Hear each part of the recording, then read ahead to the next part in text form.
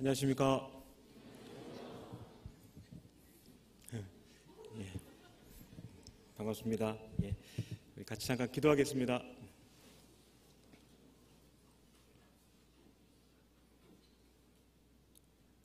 거룩하고 자비로우신 살아계신 아버지 하나님 감사드립니다.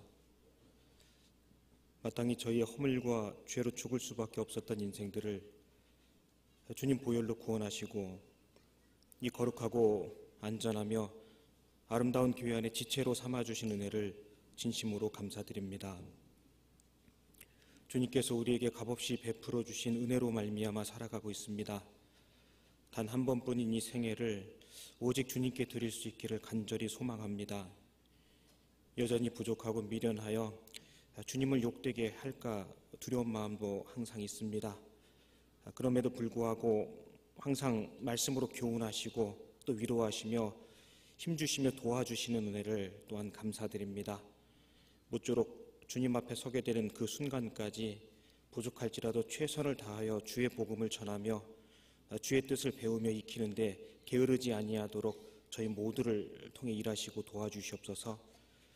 지금 이 순간에도 주의 복음이 전파되고 있는 곳이 있는 줄 압니다. 주께서 그 능력으로 모든 영혼들 구원하시기를 간절히 소망합니다. 모이기에 힘쓰라는 하나님 아버지의 말씀을 붙들고 우리 형제 자매님들 한자리에 모였습니다. 오직 마음판에 기록된 말씀만 새겨질 수 있도록 주께서 능력으로 대하여 주시옵소서. 언제나 저희를 사랑하시는 우리 구주 예수님 이름으로 기도드렸습니다. 아멘. 성경 말씀 찾겠습니다. 구약성경 느헤미야 4장을 찾겠습니다. 구약성경 느헤미야 4장, 구약성경 731페이지입니다.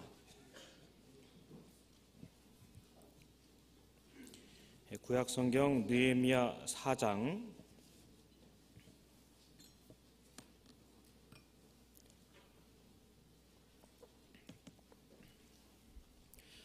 찾으셨으면 1절부터 제가 좀 읽어보도록 하겠습니다. 산발랏이 우리가 성을 건축한다 함을 듣고 크게 분노하여 유다 사람을 비웃으며 자기 형제들과 사마리아 군대 앞에서 말하여 가로되 이 미약한 유다 사람들의 하는 일이 무엇인가? 스스로 견고케 하려는가?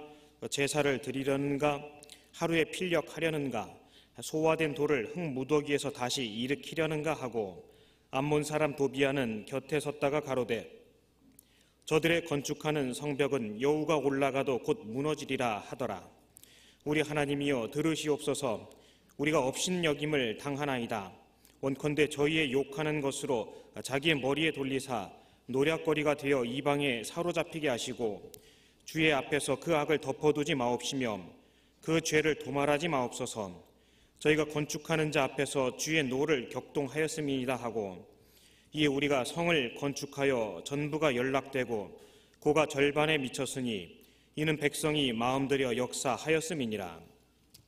넘어가서 15절을 읽겠습니다. 제가 우리의 대적이 자기의 뜻을 우리가 알았다 함을 들으니라.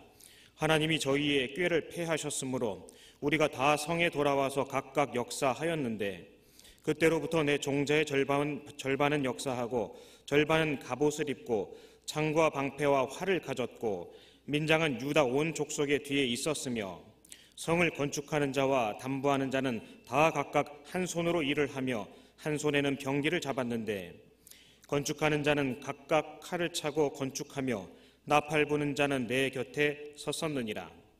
내가 귀인들과 민장들과 남은 백성에게 이르기를 이 역사는 크고 넓음으로 우리가 성에서 나뉘어 산 거가 뭔즉 20절은 같이 읽겠습니다. 너희가 물론 어디서든지 나팔 소리를 듣거든 그리로 모여서 우리에게로 나아오라. 우리 하나님이 우리를 위하여 싸우시리라 하였느니라.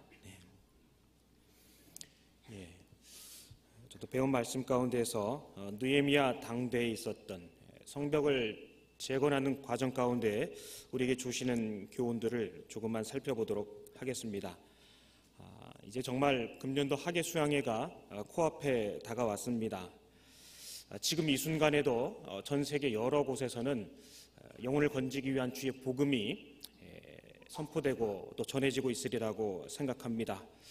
그로 말미암아 이뤄진 영혼들이 주께 돌아오고 교회가 주 안에서 든든히 서가고 있음을 생각할 때 마음이 참 초급하고 또 내가 무엇을 해야 되는 건 아닌가라는 생각이 들기도 합니다. 이 느헤미야 말씀 안에는 우리가 각각 구원을 받고 또 그 위에 복음을 전하며 개인의 신앙이 성벽처럼 든든히 서가는 과정 가운데에서 겪을 만한 일들을 아주 소상히 잘 우리에게 교훈하고 계신다 생각합니다. 마귀에게 있어서 가장 두려운 존재는 당연하지만 하나님의 말씀 그리고 그리스도의 몸된 교회일 것입니다. 어쩌면 그 말씀으로 그리스도의 피로 거듭나고 그 복음을 위하여 죽기로 각오한 사람들도 어쩌면 마귀에게 있어서는 감당하기 어려운 골칫거리 중에 하나일 것 같습니다. 이뤄진 영혼이 거듭나거나 혹은 어느 지역에 새롭게 복음이 들어가 교회가 생겨나기 시작할 때 마귀는 즉각적으로 반발하고 또한 분노하며 교회에 대하여 모진 핍박과 잔해와 분노를 일삼을 것입니다. 그건 지나간 역사 가운데서도 항상 그러했고 그 이야기는 지금도 그럴 것이라는 것을 우리에게 교훈해주고 있습니다. 교회는 거듭난 이들의 무리인 교회는 지상에서 가장 아름답고 가장 영광스러운 존재임에 틀림이 없습니다. 그러한 교회를 우리가 정확하게 알고 또 우리의 신앙의 성패가 그 교회 생활에 달려있다는 것을 항상 인식하고 있을 수만 있다면 많은 실수 또 많은 시간을 줄일 수 있지 않을까 그렇게 생각해 봅니다. 출애굽한 이스라엘 백성들에게 있어서 그 광야 40년 생활을 하게 한 것은 광야에서의 교회 생활을 하나님께서 가르쳐 주신 것이었습니다. 광야교회는 한마디로 애굽이라는 세상으로부터 구별된 것이었습니다. 양의 피를 경험하고 홍해바다를 통해 나음으로 인하여 광야교회가 이루어질 수 있었습니다. 신약시대 교회도 마찬가지라고 할 수 있습니다. 신약시대 교회는 세상이라는 곳에서 빼낸 물이라고 말할 수 있습니다. 그러한 교회는 오직 그리스도의 피로 거듭나고 죄사함 받고 침례를 통하여 침례를 받은 사람들로 말미암아 구성된다라고 그렇게 이야기할 수 있습니다. 양의 피를 경험하지 않고서는 광야 교회의 구성원이 될 수 없었던 것처럼 그리스도의 피를 경험하지 않고선 교회의 구성원이 결코 될 수 없을 것입니다. 따라서 이 시대에 많은 교회가 있다 할지라도 참된 교회와 거짓 교회를 구분하는 기준은 주님의 보혈로 구원받고 침례받았느냐라는 유무로 판가름이 날 것입니다. 애굽에서 건져내신 그 교회 안에 그들 안에 주님이 하나님이 계셨던 것처럼 신약시대에 주님께서는 그 구별된 무리 속에 주님께서 친히 거하시고 두루 다니며 일하신다라고 그렇게 말씀하셨습니다. 그래서 오른손에 7 촛대를 붙잡고 7 금촛대 사이에 다니시는 이가 가라사대라고 성경 말씀하고 계십니다. 주님이 계신 곳이기 때문에 그 교회 안에 온전하게 붙어 있음으로 말미암아 우린 격동될 수 있고 또 말씀의 공급됨으로 인하여 주의 뜻을 더 분명히 헤아려 알 수 있는 기회를 얻게 됩니다. 또한 그 교회의 주인은 그리스도께서 주인 되십니다. 주님 우리에게 내가 내 교회를 세우리라 라고 친히 말씀하셨습니다. 성경 그것을 기록하고 계십니다. 과거의 성막도 혹은 성전도 주님이 세우셨습니다. 주님의 교회도 당연히 주께서 세워 나아가십니다. 그 말씀에 기록된 대로 내 교회라고 말씀하셨습니다. 주님의 교회이신 것입니다. 주님께서 교회의 주인이 되시는 것입니다.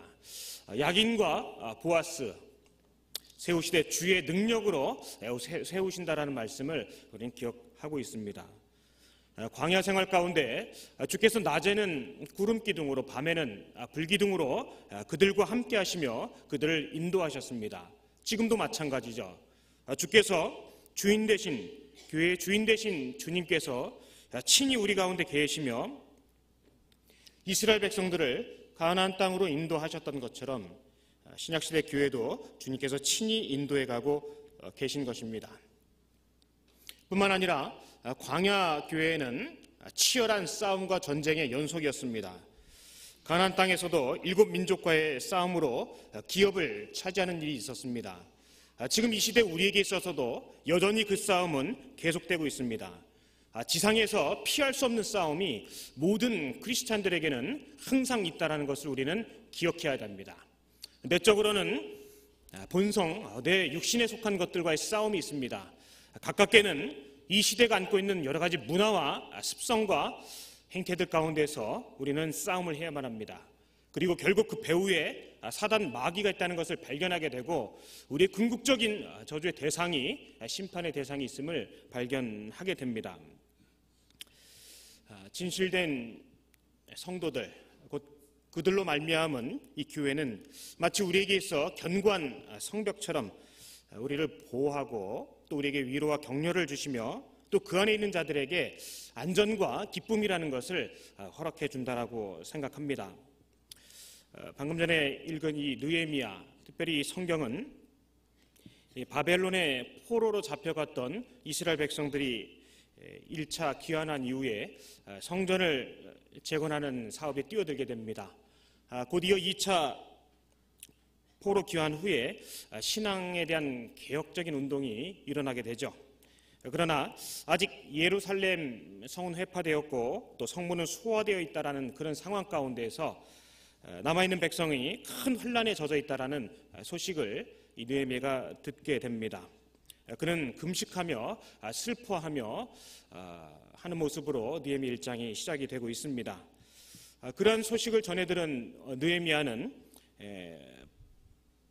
그 바사 왕국의 편안한 자신의 위치를 버리고 과감하게 예루살렘으로 돌아와서 먼저는 살피고 성벽을 재건하는 일에 뛰어들게 됩니다. 그리고 나서 백성들의 신앙에 대한 각성을 촉구하게 되죠. 그러한 일들이 이 성경에 자세히 기록되어 있습니다. 아시겠습니다만 에스라서는 성전을 재건하는 중심적인 내용을 갖고 있습니다. 우리로 본다면 죄악에 물들어 살던 죄인이 하나님과의 온전하게 연결되고 온전한 관계를 맺는 것을 교훈받을 수 있을 것입니다. 뿐만 아니라 이 느헤미야에서는 성벽 재건이 이루어지게 됩니다. 그것은 구원받은 성도가 마음의 문을, 마음의 담장을 든든히 세우고 신앙적으로 이 세상에서 온전하게 구별된 모습으로 살아가는 그 모습을 우리에게 교훈한다고 할 수 있습니다. 그래서 그 마음의 성벽을 든든하게 쌓아둠으로 인하여 결국 힘을 얻고 주님께서 우리에게 명하신 일들을 잘 감당할 수 있는, 궁극적으로 지경이 넓혀지게 되는 일들을 그 성벽 재건의 모습을 통해서, 또 개인적으로는 우리의 마음의 벽을 단단하게 세상을 향해 쌓음으로 인하여 교훈을 얻을 수 있다고 생각합니다. 그리고 그 위에 에스더서는 하나님의 보호하심이 무엇인지를 성경을 통해 우리에게 보여주고 계십니다. 사실 느헤미야에게 있어서 그 성벽을 재건하는 일은 결코 순조롭지가 않았습니다. 안과 밖으로 많은 어려움과 문제들이 산적해 있었습니다. 외적으로는 아까 읽어드린 것처럼 그것을 시기하는 이방인들, 사마리아인들, 그들의 방해와 외압이 있었습니다. 또한 내적으로는 그런 이들로 말미암은 부담과 또 갈등, 그런 많은 문제들이 내적으로도 있었습니다. 안팎으로 있는 문제들을 오직 믿음으로 주님께 호소하고 주님의 도우심을 이끌어내는 쪽으로 기도하고 나아가는 느헤미야의 모습이 이 시대를 살아가는 우리에게도 많은 교훈을 주고 있다고 생각합니다. 특히 이 4장은 느헤미야가 예루살렘 성벽의 중건 계획을 발표하자 산발렛과 도비아가 유대 백성들의 사기를 저하시키기 위해서 조롱과 독설을 막 퍼붓는 장면으로 시작하고 있습니다. 1절을 제가 다시 한번 보겠습니다. 산발랏이 우리가 성을 건축한 다음을 듣고 크게 분노하여 유다 사람을 비웃으며 자기 형제들과 사마리아 군대 앞에서 말하여 가로되 이 미약한 유대 사람들이 하는 일이 무엇인가. 3절에 암몬 사람 도비아는 곁에 섰다가 가로되 저들이 건축하는 성벽은 여호가 올라가도 곧 무너지리라 하더라. 보시는 것처럼 느헤미야의 그 계획에 대하여 그들은 조롱과 독설을 마구 퍼붓고 있습니다. 우리가 누군가에게 전도를 하고자 할 때, 혹은 구원받은 이후에 정말 주님의 뜻에 합당하게 살아가고자 할 때 우리는 종종 이런 일을 경험할 수 있으리라 생각됩니다. 그런 일이 당연한 것은 여전히 마귀가 있기 때문에 그럴 것입니다. 우리에게 이런 일이 일어나는 것이 전혀 이상한 일이 아니라는 것을 항상 마음에 염두에 둬야 될 것입니다. 우리가 이상히 여겨야 되는 것은 이런 일이 일어나는 것 때문이 아니라 이런 일이 일어나지 않는 것을 어쩌면 이상히 여겨야 될 것입니다. 우리가 입을 다물고 있다면, 주의를 게을리하고 있다면, 마땅히 해야 될 일을 소홀히 하고 있다면 어쩌면 이런 일은 생기지 않을 것입니다. 개인적으로 전도라는, 경건이라는 주께서 거룩하심으로 말미암아 우리로 거룩해 하시겠다는 그 약속을 믿지 아니한다면 우리에게도 아무 문제는 없을 수도 있습니다. 그것이 이상하고 애통한 일이 아닐까 여겨집니다.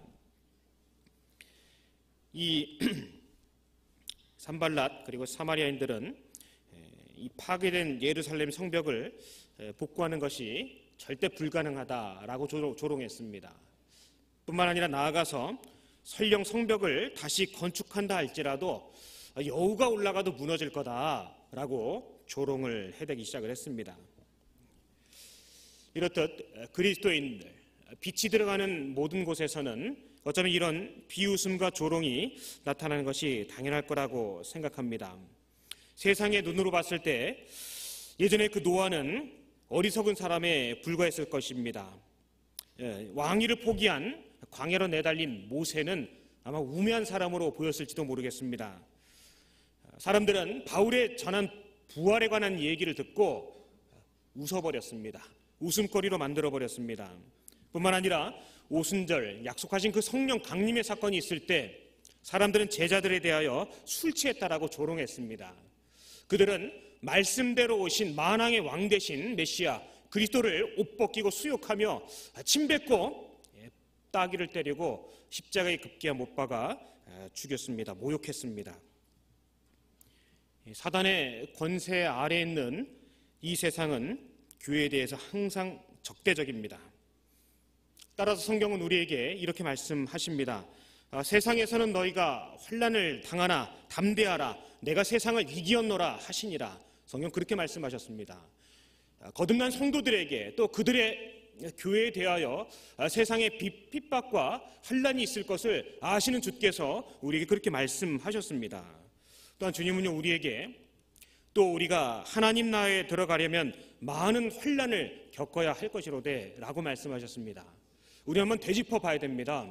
이 짧은 생애를 살아가는 오늘이라는 혹은 지금이라는 나의 형편과 상황 가운데에서 복음으로 말미암은 어려움과 복음으로 인한 눈물과 또 전도라는 그 일로 말미암은 어려움과 핍박이 있는지를 생각해 봐야 됩니다.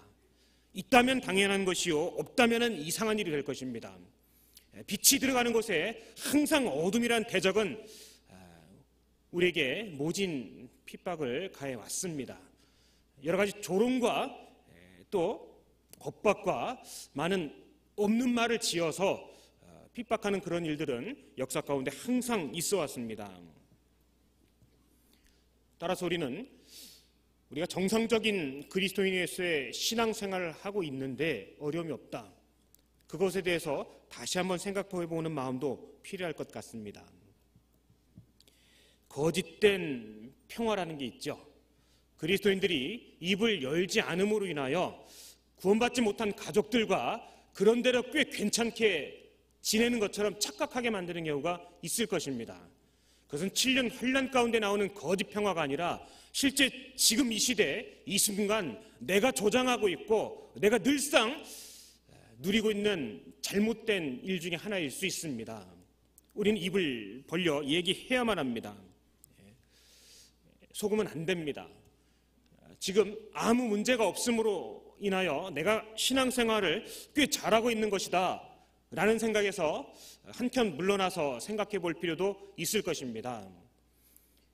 주님의 제자들을 살해한 그런 세상에 우리가 여전히 살아가고 있습니다. 주님을 핍박하고 모욕한 그 세상에 여전히 우리도 살아가고 있습니다.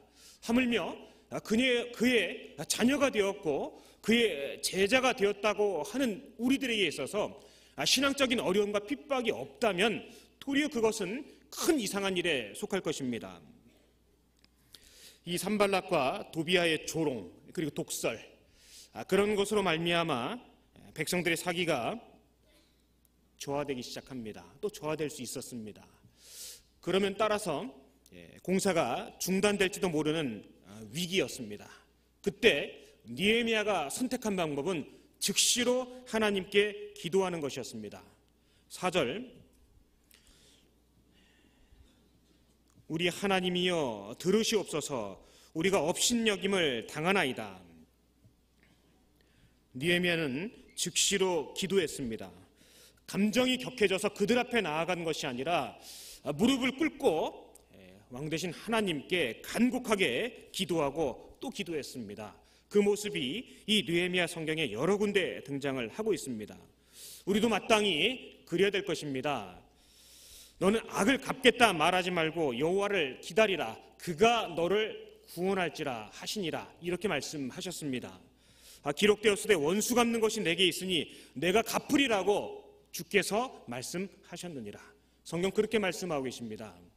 우리가 여러 가지 예기치 못하고 혹은 예상했더라도 내 생각보다 벗어난 일들을 맞닥뜨릴 때 당황합니다. 저 자신도 그렇습니다.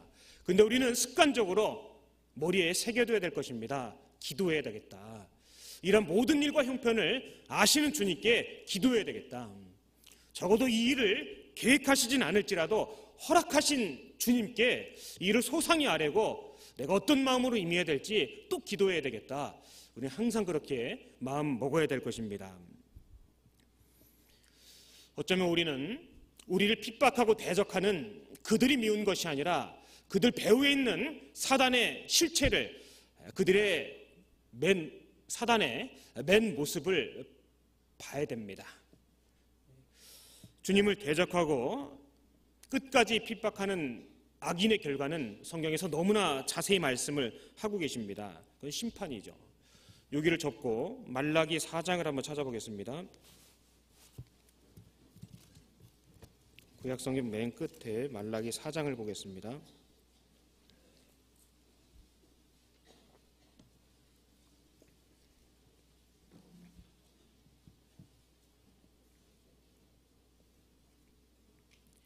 말라기 4장 1절 제가 읽겠습니다. 만군의 여호와가 이르노라, 보라, 극렬한 풀무불 같은 날이 이르니 교만한 자와 악을 행하는 자는 다 초계 같을 것이라. 그 이르는 날이 그들을 살라 그 뿌리와 가지를 남기지 아니할 것이로되 내 이름을 경외하는 너희에게는 의로운 해가 떠올라서 치료하는 광선을 발하리니 너희가 나가서 외양간에서 나온 송아지같이 뛰리라.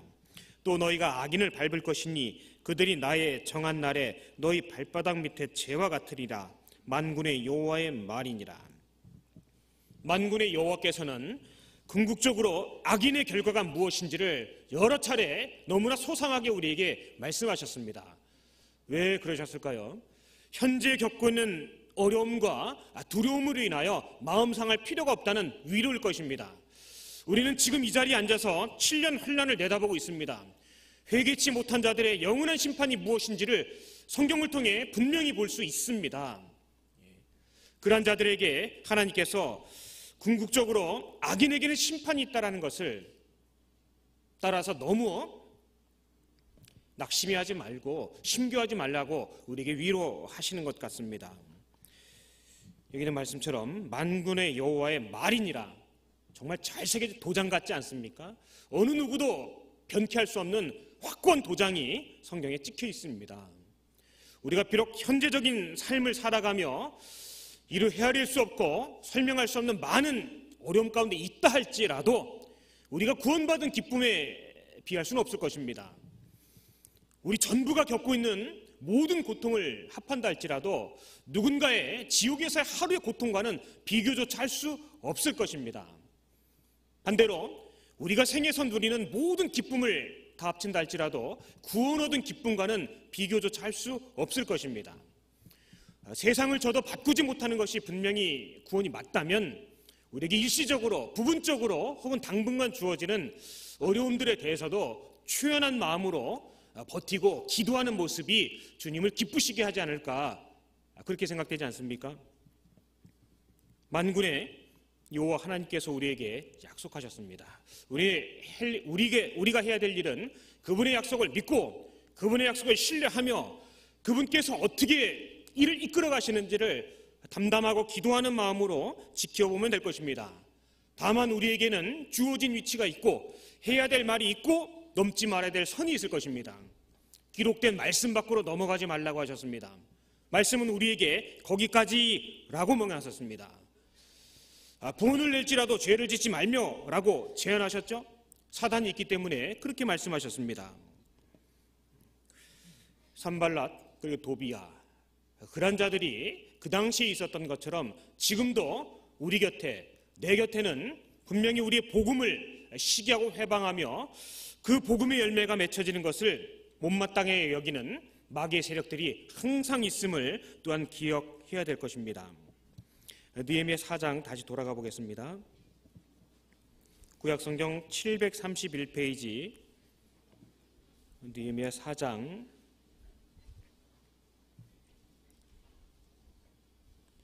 7절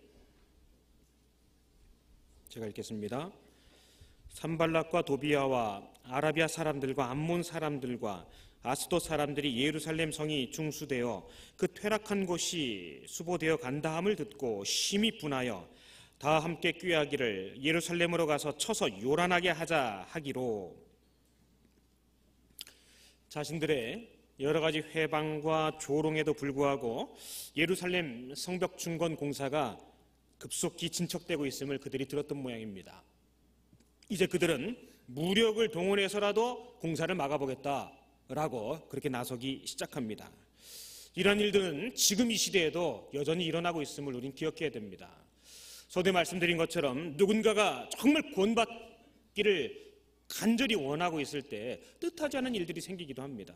어느 지역에 복음이 들어가고 합심하여 다만 몇 사람이라도 정말 주님의 몸된 교회를 세우고자 하고 일시단결하고 있는데 그 일을 시기하는 세력은 항상 나타납니다. 이 경우에도 느헤미야는 동일한 모습으로 하나님의 능력을 이끌어냅니다. 9절에 우리가 우리 하나님께 기도하며 저희를 인하여 파수꾼을 두어 주야로 방비하는데, 느헤미야는 이번에도 하나님께 간절한 기도로 그들의 회방을 맞섭니다. 우리가 비록 연약하고 부족하다 할지라도 우리 함께 하시는 주님께서는 전쟁에 능하신 신이지 않습니까? 그분께 구했습니다. 가장 확실한 방법을 느헤미야는 택했다라는 것을 볼 수 있습니다. 과거에 예수님 당대에도 서로가 원수였지만 예수님을 핍박하는 이에는 친구가 되었다는 두 사람이 있습니다. 헤롯과 빌라도죠. 헤롯과 빌라도가 전에는 원수였으나 당일에는 서로 친구가 되니라. 성경 그렇게 말씀하고 계십니다. 어느 곳, 어느 형편이든지 복음이 들어가는 곳에는 그런 악의 세력의 준동과 어둠의 세력의 그런 대적이 항상 있음을 우리는 기억합니다. 또한 우리가 경계하고 또 기억해야 될 것은 외부로부터의 닥치는 위협과 핍박만이 다가 아니라는 것이었습니다. 항상 내부에서도 혹은 분열, 혹은 타락, 개인적으로 온전치 못한 일들로 인하여 세상에 누룩이 묻어 들어오고 또 하나님의 능력을, 하나님의 말씀을 믿지 못함으로 말미암아 원망이라는, 그로 인하여 많은 사람들이 전염되는 일들이 성경에 여러 차례 기록이 되어 있었습니다. 10절에 유다 사람들은 이르기를 흙무더기가 아직도 많거늘 담보하는 자의 힘이 쇠하였으니 우리가 성을 건축하지 못하리라 하고, 여기도 나타나 있습니다. 외부의 방해, 핍박 늘 함께 했었습니다. 근데 더욱 가슴 아픈 것은요, 내부에 분열과 타락과 믿지 못하는 불신이라는 일이 있다라는 것입니다. 백성들 가운데서 확신을 하지 못하고 뇌멸을 통하여 하나님의 행하시는 그 약속을 확신치 못하고 불신 가운데 두려워하는 이렇게 비관적인 생각에 빠져드는 이들이 있었음을 성경은 기록하고 또 말씀하고 계십니다. 어디서 많이 보는 장면이라 생각되지 않습니까? 광야에서도 그랬습니다. 가나안 땅에서도 그랬습니다. 기돈의 300용사를 모을 때, 또 전장에서 장수들을 불러 모을 때 두려워 떠는 자들은 집으로 돌아가게 했습니다. 어쩌면 전염병처럼 두려움이라는 것도 전염되기 때문에 그랬던 것 같습니다. 우리 교회 역사에서도, 지나간 기독교 역사 가운데서도 교회를 핍박하는 많은 압제와 잔해 외부로부터 있었습니다. 그러나 또 기억해야 될 것은 거룩하지 못하고 성경 말씀에 충실하지 못하며 주의 말씀을 믿는다고는 하지만 믿지 아니하는 내부적인 일로 말미암아 무너지는 일들도 많이 있었다라고 역사가들은 이야기하고 있습니다. 이런 외부적인 어려움과 핍박이 있을 때 낙심하고 낙담하며 또 개인적으로 세상과 타협하고 주의 뜻을 잊어버리고 낮은 마음의 자세를 갖지 못하고 또한 믿음의 생활을 포기했을 때 그런 일들이 불현듯 닥친다라는 것도 우리는 기억해야 될 것입니다. 특별히 이런 현상은 주의 재림의 때가 가까운 말세 중에 말세를 만난 우리에게 더 큰 교훈이 된다고 생각합니다. 주의 재림이 임박했을 때 눈에 보이는 많은 풍조와 사상들이 넘쳐날 것이라고 성경은 우리에게 말씀하셨습니다. 주님의 재림의 때 임박해서 성도들에 대한 사단의 유혹과 혹은 위협은 점점 더 커져갈 것이 분명히 맞습니다. 더욱 극심해질 것입니다. 그런데 우리는 기억해야 됩니다. 아무리 달콤하고 그럴듯한 말로 우리를 속이고 농락하며 타협해 한다 할지라도 주께서 오시면 모든 것이 스탑되는 것입니다. 멈춰버립니다. 여기를 접고 고린도전서 7장을 찾아보겠습니다.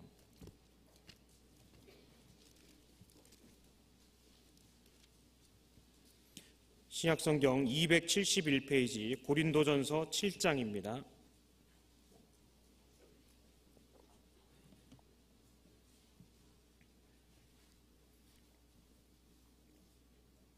29절부터 31절 같이 한번 읽겠습니다. 형제들아, 내가 이 말을 하노니 때가 단축하여진 고로 이후부터 안에 있는 자들은 없는 자같이 하며 우는 자들은 울지 않는 자같이 하며 기쁜 자들은 기쁘지 않은 자같이 하며 매매하는 자들은 없는 자같이 하며 세상 물건을 쓰는 자들은 다 쓰지 못하는 자같이 하라. 이 세상의 형적은 지나감이니라. 특별히 주의 재림의 때가 가까울수록 세상은 요동하고 또 요란하며 거짓된 것들이 창궐할 것이라고 성경 우리에게 경고하셨습니다. 그러한 사단의 유혹과 혹은 위협과 조롱 섞인 말세를 당한 우리들에게 있어서 항상 염두에 둬야 되는 것 중에 하나는 주님 금방 오신다라는 것일 겁니다. 주께서 지금 오신다면은 내가 접촉하고 만나고 행하고 계획했던 모든 것들은 멈춰버립니다. 따라서 과도하게 세상에 마음을 두는 것은 결코 합당치 못할 것입니다. 때가 단축하여졌다고 말씀하고 계십니다. 31절에 세상 물건을 쓰는 자들은 다 쓰지 못하는 자같이 하라. 이 세상의 형적은 지나감이니라. 지나간다고 되어 있습니다. 잠깐 지나가는 세상에 잠깐 올라탄 것 뿐인 겁니다. 그 바쁜 와중에 우리가 구원을 받았습니다. 얼마나 기쁘겠습니까? 우리에게는 해야 되는 크고 작은 많은 일들이 있습니다. 그런데 잘 분별해야 됩니다. 왜냐하면 우리는 너무 바쁘거든요. 너무 세상이 우리를 다그치고 있습니다. 아침부터 저녁까지 해야 될 일도 참 많이 있습니다. 그럴 땐 도리어 기도하고 살펴봐야 됩니다. 정말 중요한 것을 맨 앞에 세우고 덜 중요한 것은 뒤로 미뤄도 별로 문제되지 않을 것입니다. 하지만 우리에게는 덜 중요한 것만이 있는 것이 아니라 전혀 필요치 않은 일들도 주렁주렁 달고 다니는 경우도 있을 것 같습니다. 그래서 우리는 기도해야 됩니다. 아침에 일어나 기도하고 저녁에 잠자리에 들기에 기도하며 마지막 밤이 될지도 모르는 그 잠자리에서 우리는 살펴봐야 됩니다. 주님을 만나게 되니까요. 마지막 낮이 될 그 아침에 우린 또 기도해야 됩니다. 내가 누군가를 만날 수 있는 마지막 기회이기 때문에 그렇습니다. 시간을 내게 준 생애를 스쳐 지나가는 기회로 여기는 마음이 크면 클수록 주의 뜻을 위해서 분별된 삶을 살아가는데도 더 용감할 것 같습니다. 세상 영적은 지나갑니다. 거듭난 우리들 가운데 누구라도 그런 소망이 있을 것입니다. 더 잘하고 싶다. 잘하고 싶다. 신앙 안에서 더 성장하고 싶다. 정말 주님을 좀 기쁘시게 하고 싶다. 좀 부족하고 미련한 것 투성이지만 그래도 할 수만 있으면 주님 눈에 들고 나의 생각과 말이 주의 뜻에, 주의 마음에 맞는 그런 말 한마디 하고 싶다라는 마음이 있을 것입니다. 주의 재림이 가까울수록 그런 생각을 흔들리게 하고 분간치 못하게 하는 일들이 분명히 있습니다. 틀림없이 있습니다. 그럴 때 우리는 이런 말씀들을 떠올림으로 말미암아 더욱더 정신을 차리고 주의 뜻을 합심할 수 있는 마음의 태도가 생겨날 것입니다. 요한일서 2장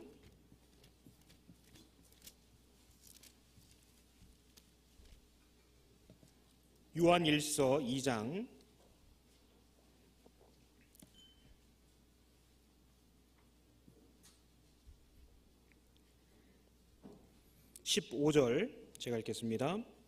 이 세상이나 세상에 있는 것들을 사랑치 말라. 누구든지 세상을 사랑하면 아버지의 사랑이 그 속에 있지 아니하니 이는 세상에 있는 모든 것이 육신의 정욕과 안목의 정욕과 이생의 자랑이니 다 아버지께로 쫓아온 것이 아니요 세상으로 쫓아온 것이라. 17절 같이 읽겠습니다. 이 세상도 그 정욕도 지나가되 오직 하나님의 뜻을 행하는 이는 영원히 거하느니라. 지금 이 순간도 이 두 가지 일은 우리 곁에 항상 있습니다. 지나가는 일에 청렴하는 이들이 있는가 하면 영원히 남는 일에 마음 두고 근심하고 있는 이들도 분명히 있습니다. 지나가는 세상이기 때문에 이 삶을 살아가는 방법과 태도는 초연해야 될 것입니다. 담담하게 있으면 좋고 없으면 할 수 없고 누군가 내게 잘해주면 좋지만 못해줘도 할 수 없다라는 그런 초연하고 담담한 마음이 우리에게 있다면 여러 가지 오해와 혹은 핍박과 유혹이 생겨난다 할지라도 훨씬 더 잘 우리 믿음의 선진들이 그러하셨던 것처럼 그랬던 것처럼 우리도 그러할 수 있을 거라는 확신을 얻게 됩니다. 성경은 그러한 자들에 관한 기록입니다. 비록 66권이 기록되고 완성되었으나 그 책으로 말미암아 거듭난 이들의 그 삶의 궤적은 여전히 주님에게 목격되고 기록되고 있다는 것이 분명한 사실이지 않습니까? 지나가는 세상에 살아가고 있습니다. 주님의 재림이 임박한 작금의 시대는 더욱더 그런 모욕과 주님에 대한 핍박과 진리 대접받지 못하는 그런 많은 일들을 매일매일 경험하게 될 것입니다. 정말 거꾸로 된 세상에 살아가고 있습니다. 자료를 봤더니 현재 14개 나라 정도에서 동성 결혼을 합법화했다라고 합니다. 근데 그들 나라에 대략적인 공통점이 있다고 합니다. 과거 언젠가 기독교가 한바탕 지나갔던 나라들이라는 공통점을 갖고 있다고 합니다. 도리어 회교 이슬람권 국가에서는 그런 일들에 대해서 아주 강하게 제재하고 많은 일을 겪게 됩니다.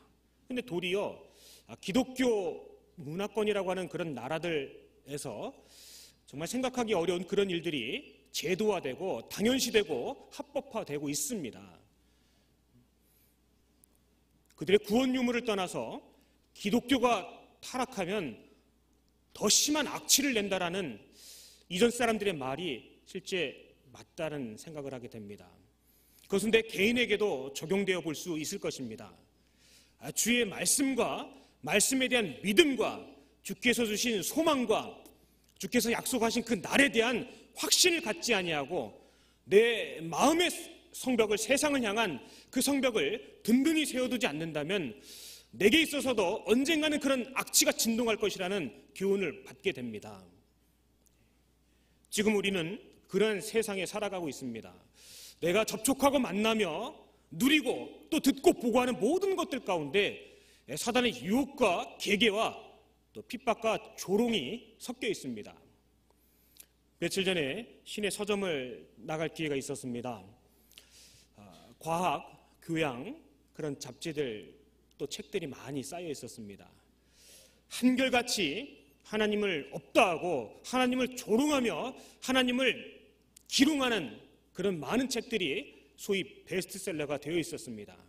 전 세계 수십 개 국가에서 그러한 책들이 읽혀지고 하나님을 믿는 자들을 조롱하며 또 없이 하는 그런 계획과 도모들이 공공연하게 이루어지고 있는 그런 시대에 우리가 살아가고 있습니다. 내가 이 말씀을 보다 더 신뢰하지 아니하고 내 마음판에 하나님의 말씀으로 두른 성벽이 없다면 언제든지 농락당할 수밖에 없는, 속거나 해방당할 수밖에 없는 그런 시대에 살아가고 있는 것이 분명히 맞습니다. 서점 하나를 나가봐도 지금 우리가 살아가고 있는 세상이 어떤 세상인지를 금방 알 수 있었습니다. 느헤미야 당대 하나님의 약속을 붙들고 성벽 중건하는 일에 나섰습니다. 많은 핍박과 예상되었던 잔해가 있었죠. 그런데 안타까운 것은 그 일로 말미암아 낙심하고 뒤로 물러가고 물끄러미 그 일에 방관자가 되어 있는 그런 사람들이 생겼다라는 사실입니다. 다시 느헤미야 4장으로 돌아가 보겠습니다.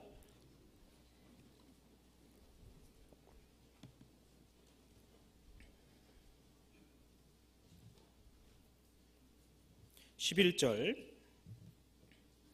우리의 대적은 이르기를 저희가 알지 못하고 보지 못하는 사이에 우리가 저희 중에 달려들어가서 사륙하여 역사를 그치게 하리라 하고. 주님의 역사를 대적하는 세력은 비웃음과 조롱으로 처음에 시작을 했습니다.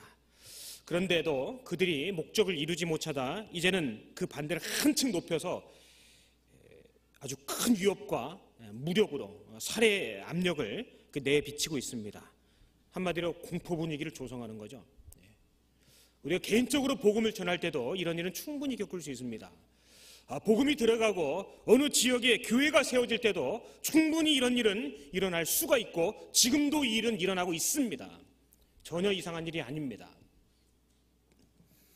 이 시대, 이 세상이라는 것은 예수님을 위협했습니다. 하나님의 아들이신 예수님을 위협하고 살해한 그런 세상에 우리가 여전히 살아가고 있습니다.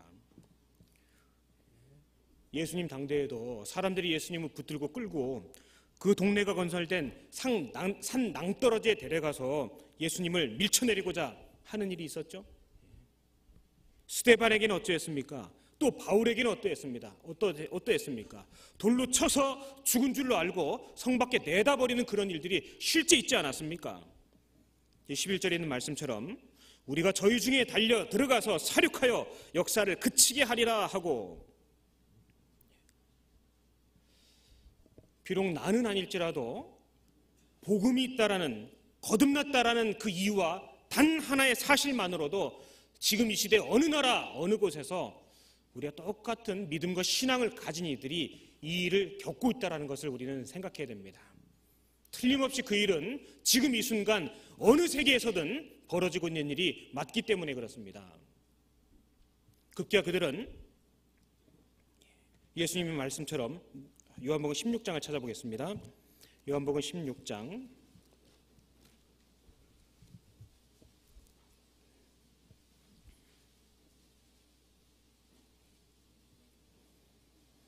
요한복음 16장 1절 제가 읽겠습니다. 내가 이것을 너희에게 이름은 너희로 실족치 않게 하려 함이니 사람들이 너희를 추리할 뿐 아니라 때가 이르면 무릇 너희를 죽이는 자가 생각하기를 이것이 하나님을 섬기는 예라 하리라. 예수님 그렇게 말씀하셨습니다. 그들을 죽이면서까지도 이것이 하나님을 섬기는 예라 하리라. 사람들은 그렇게 당당할 것이라는 사실을 우리에게 미리 말씀하셨습니다. 우리 시대에도 우리의 마음이 세상과 가까워지고 있다면, 만일에 그런 사람들이 있다면 틀림없이 적은 그들을 가만두지 않을 것입니다. 적의 공격을 두려워하고 타협하고 그렇게 살아가게 될 것입니다. 특별히 느헤미야 당대에도 어떤 이들이 그랬냐면요, 그 대적하는 사람들, 그 세력들과 인접해서 살고 있는 사람들에게 있어서 그 모습이 더욱 잘 나타났습니다. 다시 느헤미야 돌아가서 4장 12절을 보겠습니다.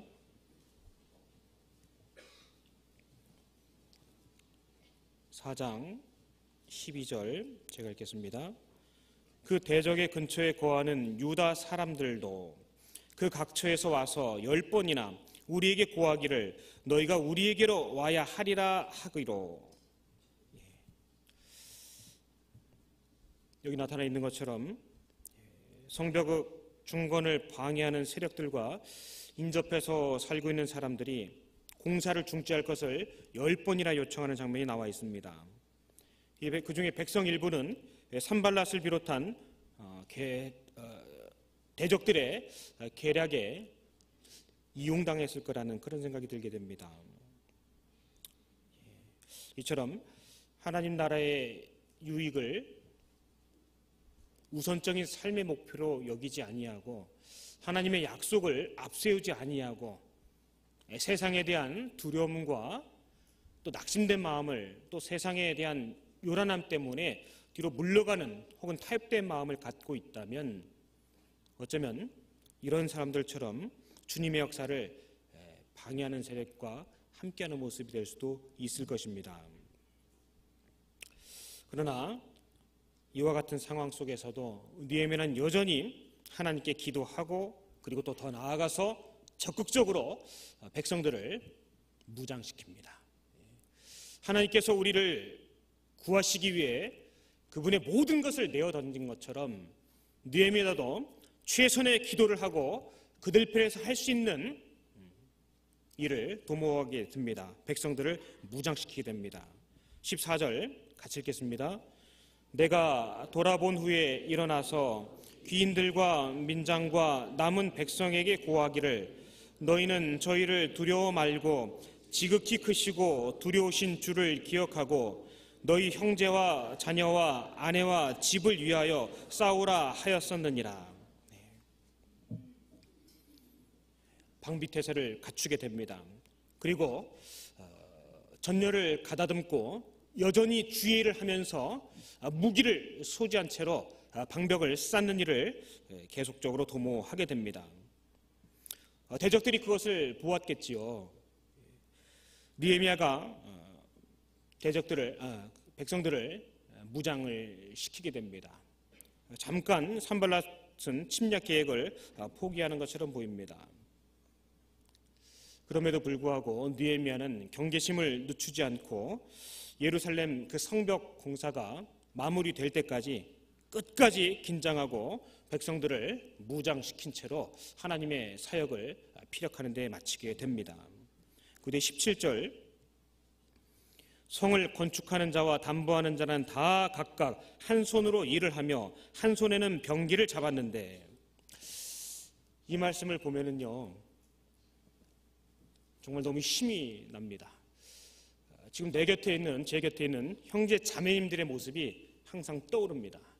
특별히 전도 집회, 그 한 사람의 영혼을 이끌어내기 위해서 여러 사람이 온 마음을 다하고 그 한 사람 마음이 상할까 어쩔까, 집안일에, 직장일에, 학교일에, 회사일에 얼마나 바쁜 일이 많겠습니까? 시간을 쪼개서 물질을 아끼고 또 아껴서 한 사람의 영혼을 위해 애쓰고 수고하고 이리저리 빗속에서도 뛰어다니는 형제 자매들의 모습이 생각납니다. 특별히 하계 수양회가 그런 것 같습니다. 남들은 산으로, 바다로, 수영장으로, 들로 뛰어다니고 있습니다. 그러나 시간을 아껴서 1년에 단 한 번뿐인 그 휴가라는 계획을 당연한 것처럼 꺾고 주의 역사에 동참하는 그 모습은 정말 느헤미야 당대에 이들의 모습과 흡사하지 않을까라는 생각을 항상 하게 됩니다. 한 손으로 일을 하며 한 손에는 병기를 잡았다고 성경은 말씀하십니다. 우리가 그렇지 않습니까? 여전히 주의 일 가운데 몰두하며 또 기도하는 일을 우리는 멈출 수가 없습니다. 기도하면서 주님의 일을 하고 주님의 일을 하면서 기도를 계속해서 하고 있습니다. 그때나 지금이나 주님에게 속한 하나님에게 속한 백성들의 모습은 결코 다를 수 없다라는 것을 말씀을 읽으면서 다시금 생각하게 됩니다. 여기에 다 각각이라는 말씀들이 여러 차례 등장합니다. 우리가 행하는 이 일은 누구나 할 것 없이 반드시 동참하고 당연히 해야 되는 일임을 강조하고 있는 것이라고 보여집니다. 다 각각 그들은 병기를 갖추었고 그들은 항상 여전히 똑같은 마음으로 주의를 했습니다. 주의를 하며 기도하고 또 기도하며 주의를 하는데 게으르지 않았습니다. 그들은 결코 일을 멈추지 않았습니다. 하나님의 일에 있어서도 우리라는 이 교회는 마찬가지일 것입니다. 너희가 일심으로 서서 한뜻으로 복음의 신앙을 위하여 협력하는 것과 라는 말씀이 기억나실 것입니다. 일심, 한 마음으로 주의 뜻을 위하여 분연히 떨쳐 일어난 주의 백성들이 이 시대에 있습니다. 비록 그 숫자가 많지는 않을지라도 하나님은 그들을 몇몇을 통해서 온 천하보다 귀한 영혼 건지는 일을 끊임없이 과감하고 힘있게 이끌어 나아가고 계신 것입니다. 어느 집회 때나 마찬가지지만 사실 학예 수양회가 다가오면은 두근두근한 마음이 더욱 커집니다. 올해는 과연 얼마나 많은 이들이 주께로 돌아올까? 그 일로 말미암아 우리 주께서 얼마나 기뻐하실까? 비록 십자가에 못 박히실 때는 생에 있을 때는 눈물을 흘리셨고 고통을 당하셨지만 다 이루었다. 그 사실이 선포되고 누군가에게 그 사실이 믿겨지게 될 때 우리 주님이 얼마나 기뻐하실까? 이 무더운 여름날 그 일을 위해 수고하고 땀 흘리고 애쓰며 희생하고 헌신하는 그 성도들의 모습이 정말 주님의 마음을 얼마나 시원하게 만들까? 그게 기억되지 않습니까? 그 일이 또한 기대됩니다. 정말 이 짧은 생애 가운데 어쩌다 구원받고 또 이런 거룩한 무리 가운데에서 듣도 보도 못한 그런 놀라운 역사에 증인이 되고 목격자가 되어 천상에 들어간다는 사실이 우리 마음을 설레게 하지 않습니까? 들은 얘기가 아니라 직접 본 얘기잖아요. 책에서 본 것이 아니라 동참하고 직접적으로 관여돼서 하나님의 행하심을 본 목격자가 되지 않습니까? 우리는 그리스도의 증인입니다. 이 말세 중에 말세를 당하는 우리들에게 정말 이 척박한 복음의 시대에 주께서 어떻게 역사하시는지를 똑바로 보게 되는 얼마 안 되는 그런 인생에 내가 들어있다는 사실이 너무나 감격적입니다. 느헤미야 당대에 그들이 그러했습니다. 한 손으로 일을 하며 한 손에는 병기를 잡았음을 성경은 우리에게 말씀하고 계십니다. 우리도 마찬가지입니다. 주님의 일에는 너나 내나 할 것 없이 같은 마음으로 동참하는 것이 당연할 것입니다. 우리는 그러한 복음을 위해서 싸우는 동역자라고 성경은 칭하지 않으셨습니까? 그들에게 있어서 무장, 비록 칼과 창은 차고 있었으나 궁극적으로 그들이 의지했던 것은 하나님의 능력과 역사였습니다. 그들은 알고 있었을 것입니다. 우리가 그런 것처럼 여호와의 구원하심이 칼과 창에 있지 아니하고 하나님 능력이 있다는 사실을 그들은 분명히 기억하고 있을 것입니다. 사무엘상 17장을 한번 찾아보겠습니다.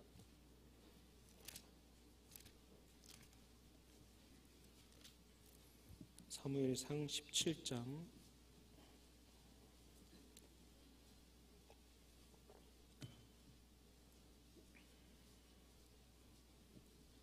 사무엘상 17장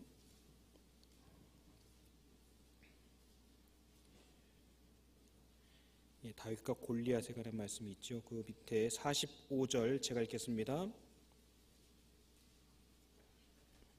다윗이 블레셋 사람에게 이르되 너는 칼과 창과 단창으로 내게 오거니와 나는 만군의 여호와의 이름 곧 네가 모욕하는 이스라엘 군대의 하나님의 이름으로 내게 가노라.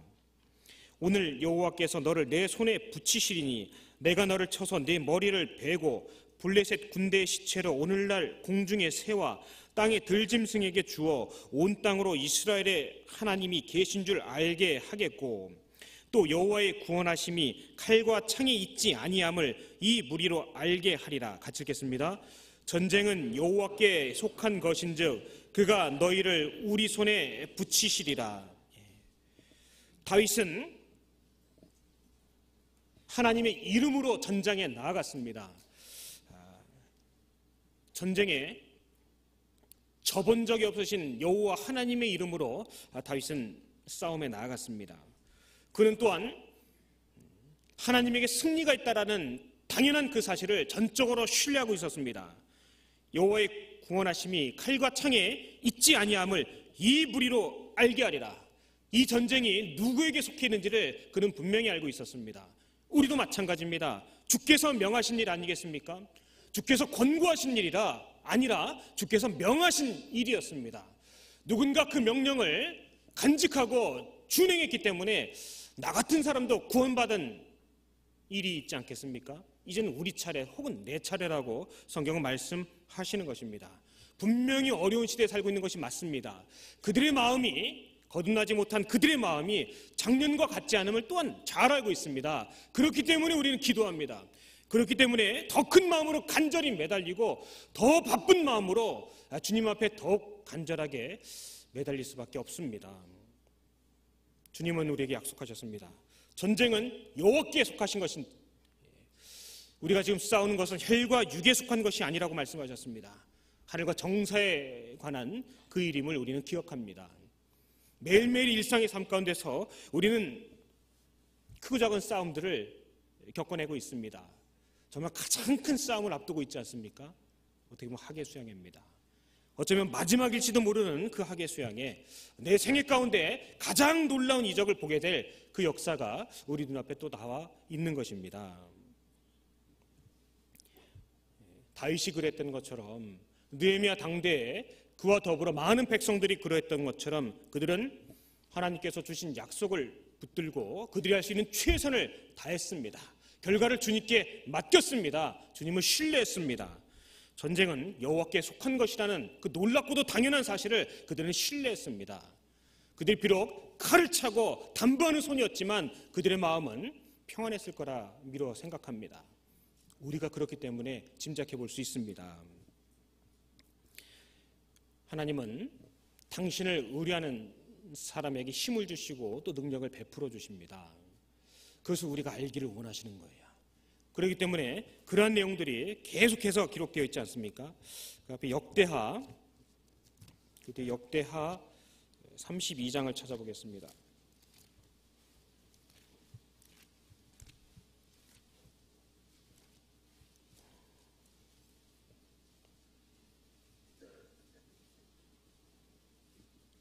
역대하 32장 701페이지입니다.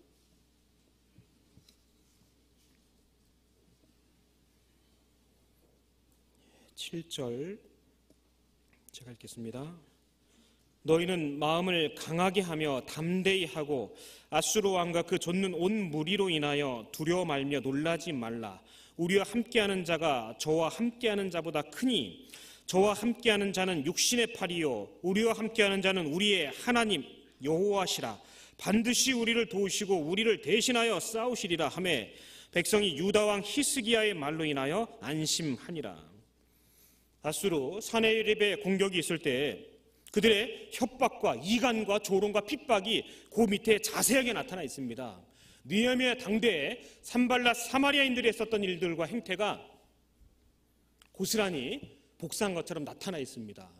주님의 역사가 있는 곳, 주님의 이름으로 일컬음 받는 모든 곳에는 그런 핍박이 있었습니다. 그런데 우리는 기억해야 됩니다. 그런 많은 어려움이 있는 그곳에서 주님은 항상 승리하셨습니다.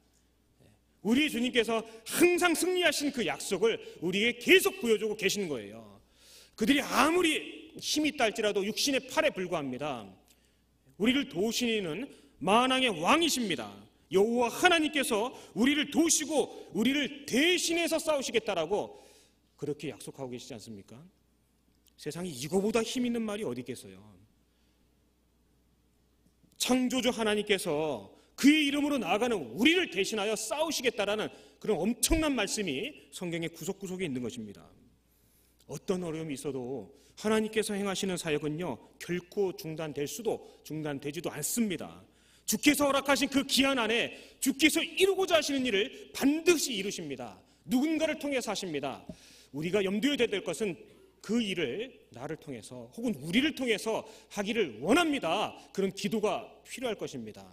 내가 그 일에 동참하고 그 일에 적극적으로 나아가고 주님의 뜻을 위하여 나의 뜻을 굴복하는 것을 기쁨으로 느끼는 그런 마음이 있을 때 주님은 히스기야에게, 느헤미야에게 보여줬던 그 승리가 무엇인지를 우리에게도 틀림없이 보여주십니다.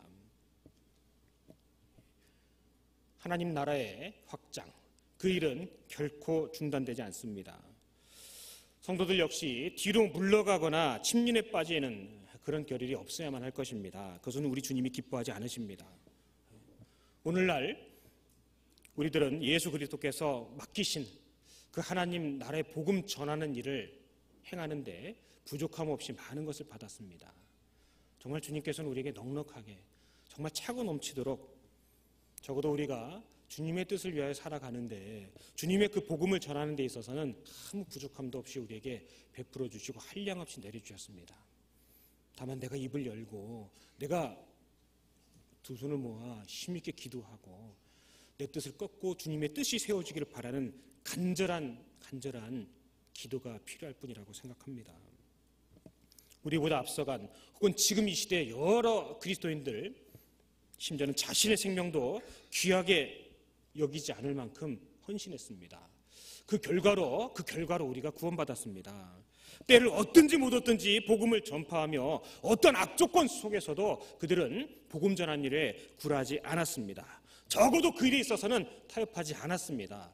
그 결과가 나의 구원으로 연결되었다는 사실은 아무도 부인하지 못할 것입니다. 그러한 조건과 상황과 형편 가운데서 우리가 굴하지 않고 주의 복음을 전하는 일에 매진해 나아갈 때 저 천성의 우리 하나님께서 우리를 대하실 때, 우리를 만나실 때 잘하였다, 착하고 충성된 종아, 그렇게 말씀하시지 않겠습니까? 우리가 기다리는 그 천성은 모든 눈에 눈물을 씻기우는 곳이라고 말씀하셨습니다. 주님을 위해서 무슨 눈물을 흘렸습니까? 저 자신에게 묻고 있습니다. 주님을 위해서 무엇을 희생했습니까? 주님을 위해서 내놓은 것이 무엇이 있습니까? 알량한 자존심 하나 꺾이지 않으면서 복음 전하려고 하는 그 모습이 내 안에 있습니다. 좋은 소리만 들으면서 복음 전하고 싶어하는 그런 육신이 있지 않습니까? 내려놔야 될 것입니다. 주님은 모든 것을 내어놓으셨습니다. 심지어 그분의 피와 또 살점이 떨어지고 피가 쏟아지는 모든 것을 내어놓으셨습니다. 그런데 우리는, 어쩌면 저는 아무것도 잃지 않으면서 복음의 열매만, 복음의 단맛만 빨아먹고자 하는 이기적인, 아주 육신적이고 개인적인 그런 마음을 갖고 있지는 않은가, 아주 심한 자책이 들 때가 있습니다. 미래가 어떻게 될지 모르지만 정말 분명한 소망 하나는 다시는 그런 마음을 먹고 싶지가 않은 게 있습니다. 다시는 그런 마음으로 주님을 슬프게 하고 싶지 않은 그런 마음이 우리 가운데 다 있지 않습니까? 우리에게 그 기회를 또 주시는 거예요. 증거가 무엇일까요? 지금 살아있잖아요. 지금 살아있다는 것이 우리가 뭔가 회복할 수 있고 다시 주님께 나아갈 수 있고 주님의 뜻을 위해 살아갈 수 있는 기회가 주어졌다는 것입니다. 우리가 살아있다는 것이 가장 큰 증거일 것입니다. 때를 얻든지 못 얻든지 그 복음을 전파해야 됩니다. 조만간 주님을 만나게 돼 있습니다. 누구는 칭찬과 존귀 가운데 서게 되겠죠. 죽도록 충성한 사람이 있다면 더 큰 칭찬 가운데 분명히 서게 될 것입니다. 성경 우리에게 그렇게 약속하셨습니다. 그렇게 말씀하셨습니다. 느헤미야 4장 다시 돌아가겠습니다.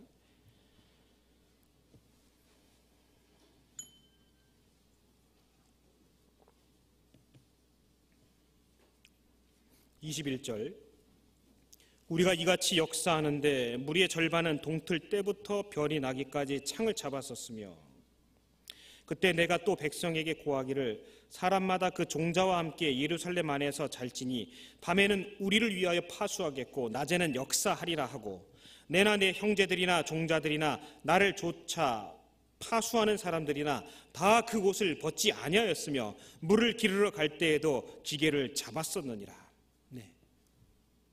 주님의 역사는 주님의 말씀을 신뢰하고 주님의 뜻을 위해서 자신의 삶을 내어 던지는 사람들, 비록 그 숫자가 많지 않을지라도 항상 그 사람들을 통해서 우리에게까지 전해왔습니다. 그 일이 후대에 누군가에게 전해진다면 틀림없이 그런 사람들 몇몇을 통해서 주님은 그 일을 행하실 것입니다. 과거가 그것을 증명하고 있고 현재가 그것을 이루어가고 있습니다. 미래는 보나마나죠. 자신을 꺾고 주의 약속을 확실하게 붙드는 일을 통해서 주님은 똑같이 그들을 칭찬하실 것입니다. 하나님은 한결같으신 분이기 때문에 그렇습니다. 여기 21절과 22절에 나와 있는 그들, 밤에는 우리를 위하여 파수하겠고 낮에는 역사하리라. 우리 청년들, 대학생들, 사무엘 학교, 또 여름 수련회, 또 많은 모습들이 있습니다. 낮에는 힘써 주의 일을 위하여 애를 쓰고 밤에는 또 모여서 졸린 눈 비벼가면서 깨워가며 공부하고 배우고, 사실 그 일은 어느 일정한 기간이 아니라 우리 생애 자체가 그런 모습에 훈련되는 것을 기뻐해야 될 것입니다. 나태해지지 않고 항상 준비하고 예비하는 그런 신앙, 그것을 가질 수만 있으면 좋겠습니다.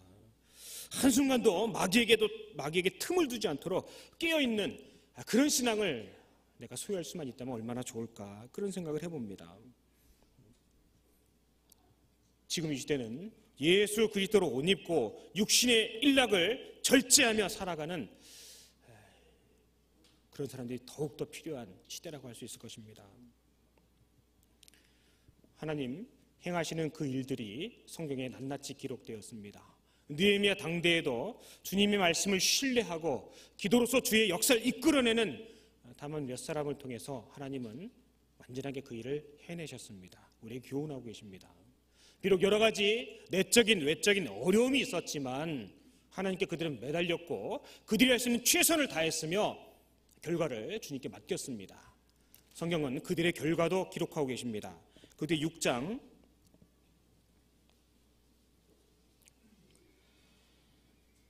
15절 제가 읽겠습니다.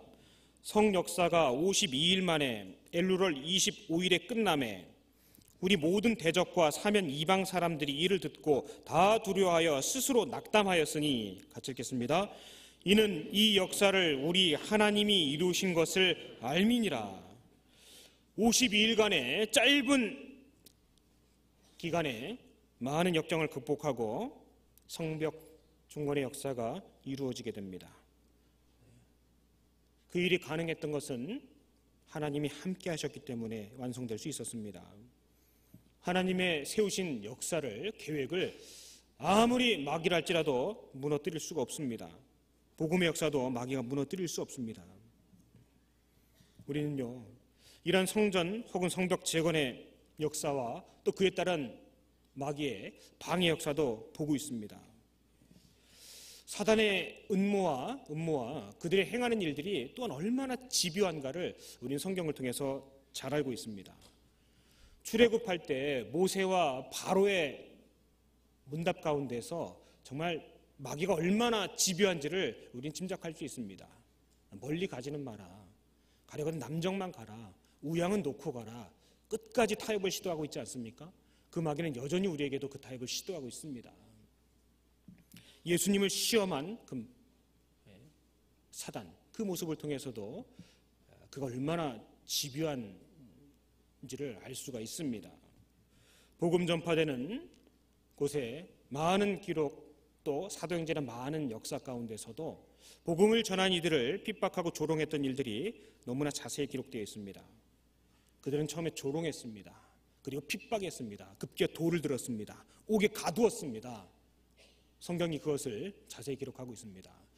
내게는 어떤 일이 일어나고 있을까?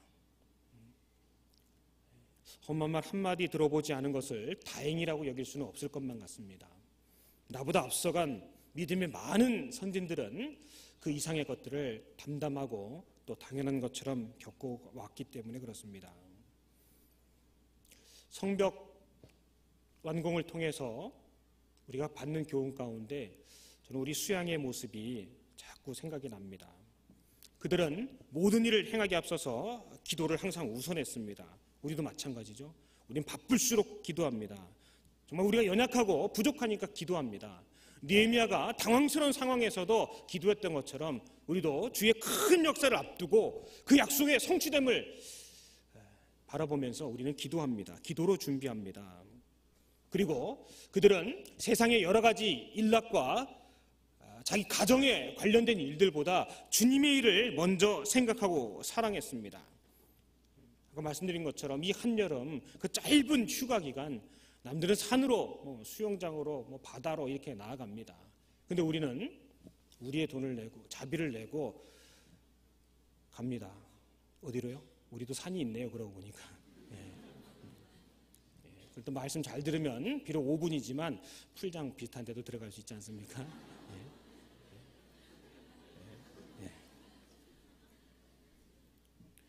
뿐만 아니라 느헤미야를 중심으로 한 그들의 준비는 아주 치밀하고 또 조직적이었으며 계획적이었습니다. 우리가 치르는 하계 수양회가 그런 것 같아요. 매 차스마다 1,500명에 육박하는 정말 숨은 일꾼들, 보이지 않는 많은 손들이 24시간 내내 움직입니다. 정말 파수꾼도 있죠. 병기를 잡고 정말 그 말씀을 갖고 상담하고 애쓰는 그런 이들도 있습니다. 입구에서부터 또 그들이 들어오기 전부터 나간 이후에까지 정말 온 수양회장을 정말 이잡듯이 뒤지며 안전하게 깨끗하게 또 청결하게 또 먹을 것과 입을 것을 준비하는 또 많은 보이지 않는 손길들이 있습니다. 각자에게 모든 위치가 다 있습니다. 마치 메뚜기 떼처럼 보이지 않는 그 바람에 수만 마리가 이리저리 날아가는 그 메뚜기 떼처럼 임군이 없으되 정말 질서정연하게 자기 일을 찾아가는 그런 메뚜기, 개미 그런 이들처럼 우리 수양회가 그런 모습으로 보여집니다. 내가 마땅히 전도하는 이가 없다면 그곳에 가서 누군가를 위해 물이라도 떠가고 부채질이라도 하며 쓰레기라도 치우고 정리정돈하는 일에 마땅히 내 시간과 마음을 둬야 될 것입니다. 뿐만 아니라 그들은 기도만 한 것이 아니었습니다. 그들이 할 수 있는 최선을 다했습니다. 주님께서 우리를 위하여 최선을 다하신 것처럼 우리도 우리가 할 수 있는 그 수준이 적든 크든 많든 적든 간에 우리는 최선을 다하는 것이 당연할 것입니다. 또한 그들은 하나님의 이름으로 그 일을 행했습니다. 비록 당황스러운 일은 있었지만 두려워하지 않았습니다. 그럴 수가 없었습니다. 하나님께서 그들을 대신하여 싸우신다는 사실을 그들은 믿고 있었기 때문에 그렇습니다. 우리도 마찬가지입니다. 창조주 하나님께서 우리와 함께 하시지 않습니까? 우리는 그들을 주님 말씀 앞으로 이끌어내면 됩니다. 말씀이 그들을 다스려 가십니다.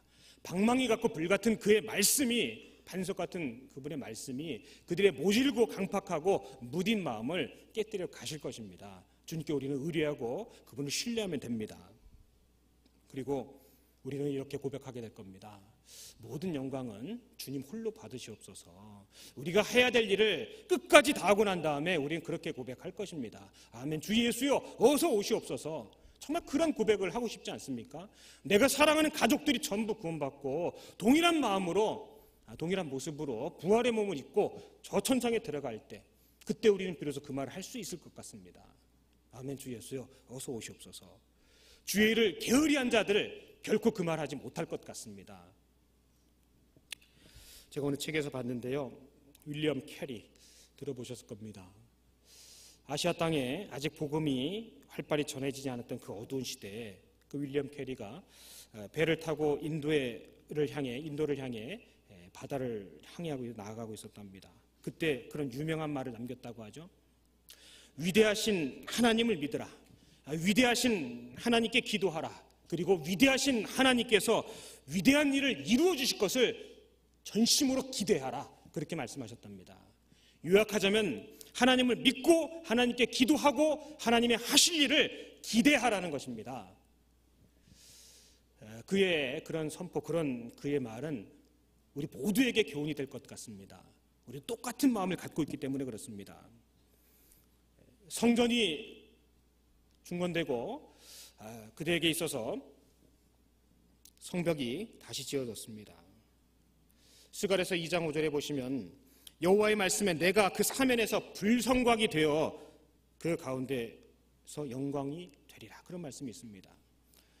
정말 눈에 보이는 그런 성곽이 없는 시절조차에도 하나님께서는 그들을 보호하시며 다스리시며 그들의 보호자가 되신다라고 약속해 주셨습니다.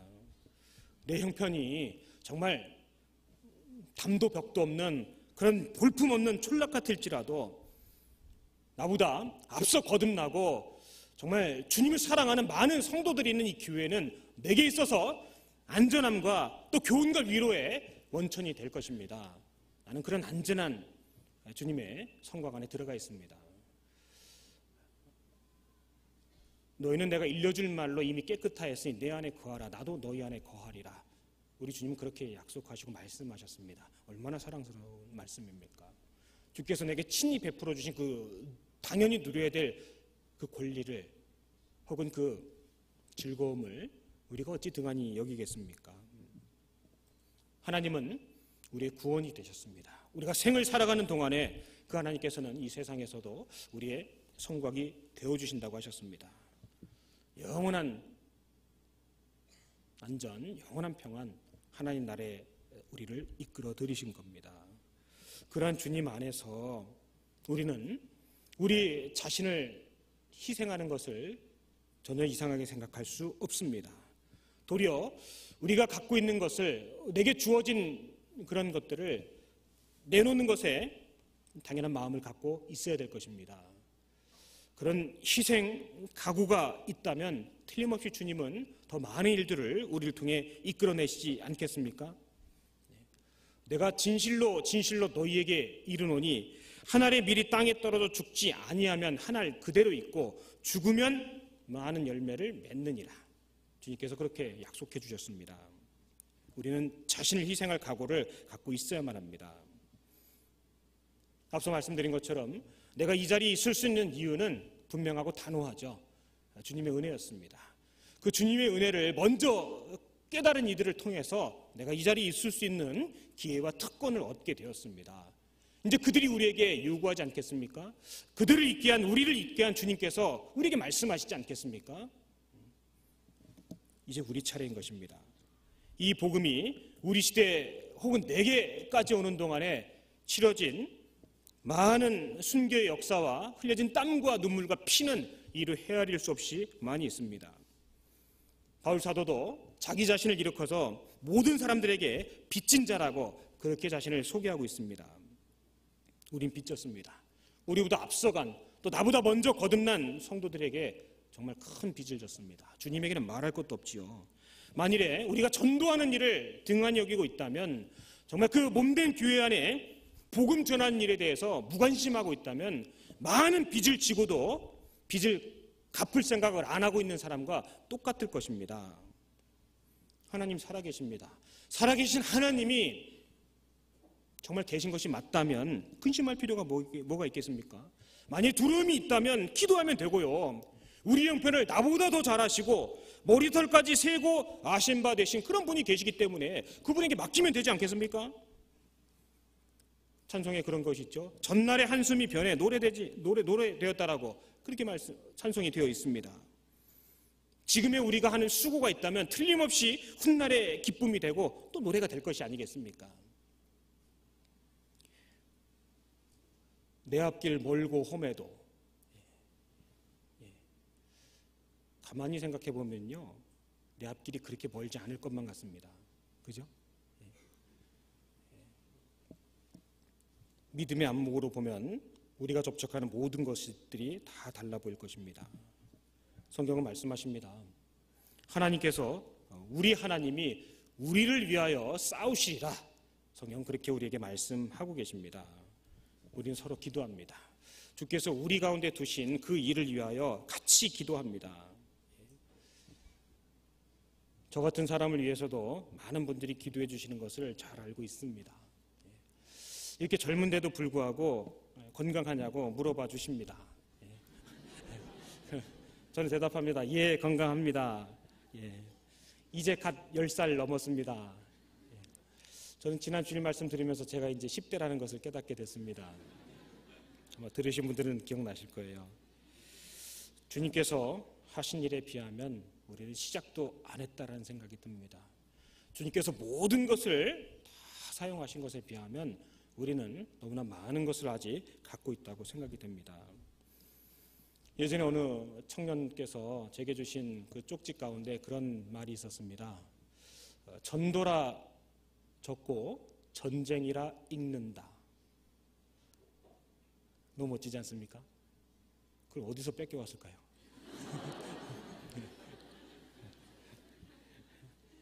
아닙니다. 어쩌면 그 형제님께서 쓰셨을지도 모르겠습니다. 전도라 적고 전쟁이라 읽는다. 우리가 처해져 있는 환경, 내게 주어진 마음가짐을 정말 잘 표현했다고 생각합니다. 전쟁은 승리하기 위해서 합니다. 지기 위하여 하는 전쟁은 있을 수가 없습니다. 만일에 전쟁의 승리가 별것 아닌 것처럼 느껴진다면 반대를 생각해 보세요. 내가 전쟁에서 졌을 경우를 생각해 보십시오. 내 처와 내 아내와 내 자녀와 내 가족과 형제가 어떻게 되겠습니까? 농락당하고 사륙당하고 강간당하고 정말 상상할 수 없는 끔찍한 일을 겪게 되는 것이 전쟁입니다. 전쟁은 절대 져서는 안 되는 겁니다. 우리에게 임박한 주의 재림 앞에, 주의 재림의 때 앞에 큰 주의 이름으로 벌이는 전쟁이 예비되었고 계획되었습니다.